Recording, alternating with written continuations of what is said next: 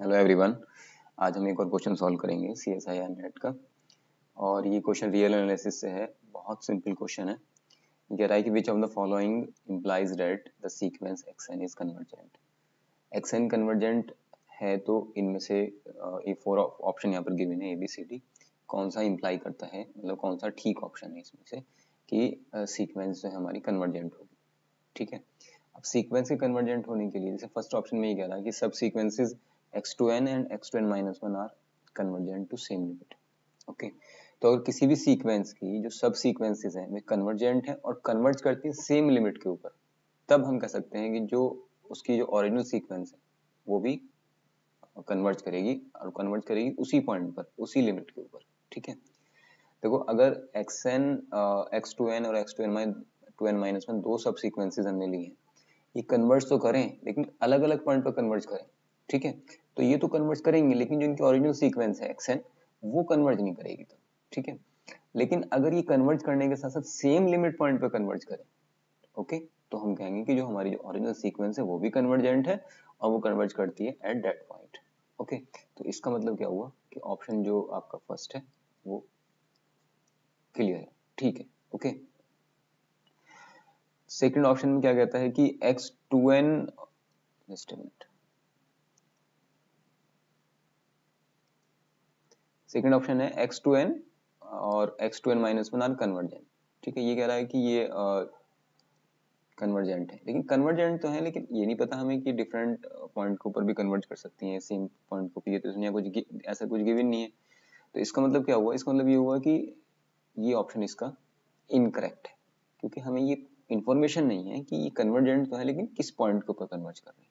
Okay, कोई आप इसके लिए एग्जाम्पल अगर लेना चाहते हैं समझने के लिए इसको, तो हम कोई एग्जाम्पल ले सकते हैं कि एक सीक्वेंस आप ले लें, एक सीक्वेंस ले लें आप, जैसे कि -1 की पावर ले लें कि x टू दी पावर, या ले लें आप xn एक सीक्वेंस ले लें, x2n एक सीक्वेंस ले लें आप -1 टू दी पावर n करके।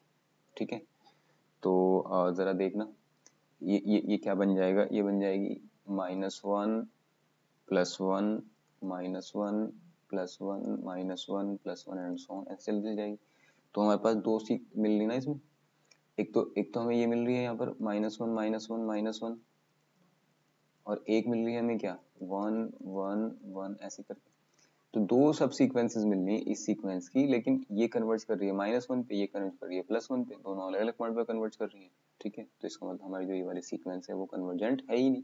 ठीक है, तो ऑसिलेट कर रही है दो पॉइंट के बीच में, -1 और +1 के बीच में। तो इसका मतलब जो सेकंड ऑप्शन है वो रॉन्ग है, ऑप्शन 1 जो है हमारा वो करेक्ट है। थर्ड को देख लो, क्या कह रहा है कि x2n is convergent for all k greater than equal to 2, for all k greater than equal to 2। Okay, ले लो कोई एग्जांपल समझने के लिए। इसे ये देखो, हम एक ले लेते हैं, हम एक x2n एक सीक्वेंस ले लेते हैं 1/n। ओके, सो एक और दूसरी ले लें आप इसकी, आप 1/2n सीक्वेंस ले लें। इस तरह से बहुत सारे सीक्वेंसेस ले लें आप, 1/3n ले लें, ये 4n ले लें 4। ठीक है, ये भी कन्वर्ज कर रही है, ये भी कन्वर्ज कर रही है, ये भी कन्वर्ज कर रही है, सारी कन्वर्ज कर रही है। तो इसका मतलब जो ओरिजिनल सीक्वेंस है हमारी xn, वो भी, क्योंकि फॉर ऑल के लिए बात हो रही है, मतलब ये कह रहे हैं जितनी सब सीक्वेंसेस हैं इसकी जो x2n से बनी है वो कन्वर्जेंट है। तो इसका मतलब क्या हो रहा है कि वो जो हमारी ओरिजिनल सीक्वेंस है वो भी कन्वर्ज करेगी। ओके, वो भी कन्वर्जेंट होगी, तो ऑप्शन सी भी करेक्ट हो गया। फोर्थ ऑप्शन में क्या कह रहा है कि limit x2n minus xn equal to 0, ये क्या इंप्लाई करता है कि हमारी सीक्वेंस कन्वर्ज होगी? ये इंप्लाई नहीं करता भाई, ये ऑप्शन गलत है हमारा। कोई एग्जांपल ले ले समझने के लिए इसे, मैं दूसरे पेज पे चलता हूँ। हम एक एग्जांपल ले लेते हैं समझने के लिए, जैसे कि आप क्या लेंगे एग्जांपल, जैसे कि आप एक एग्जांपल ले लें, एक सीक्वेंस ले लें xn equal to square root of n। ठीक है जी, और लिमिट लगा दें इसमें, limit n tending to infinity. ये था ना हमारे पास x2n xn plus 1 minus xn equal to 0। तो क्या हो जाएगा यहाँ से जरा बताना। ये हो जाएगा हमारे पास n+1 माइनस √n। इसको अगर रेशनलाइज करें तो क्या करते हैं हम इसको, ये हो जाएगा हमारे पास, कितना हो जाएगा भाई, ये हो जाएगा हमारे पास n+1 plus √n upon n+1 plus square root of n।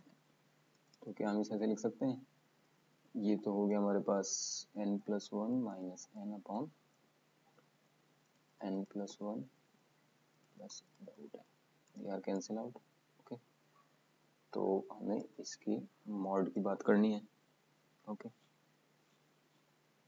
सो देखो इसमें लिमिट लगा दो, मतलब यहाँ पर लिमिट लगी हुई है, इसका मतलब limit n tends to infinity की बात कर रहे हैं। तो ये कहाँ कन्वर्ज कर रहा है, ये 1 अपॉन समथिंग हो गया ना, n+1 square root plus √n ऐसे कुछ करके हो गया, और यहाँ पर लिमिट आ रही है n टेंस टू इन्फिनिटी, तो ये कन्वर्ज कर रहा है इस पर 0 पे।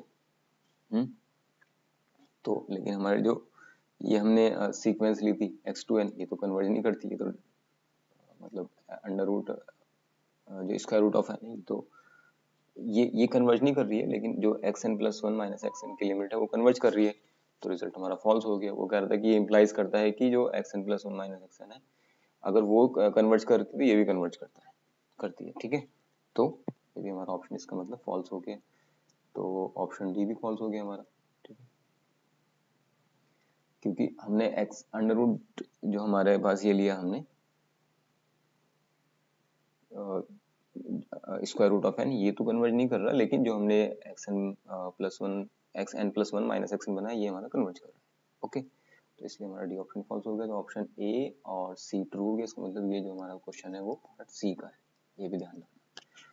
आई होप ये आपको क्लियर हो गया होगा। फिर भी कोई डाउट है तो मुझे कमेंट सेक्शन में बता सकते हैं। Thank you so much guys.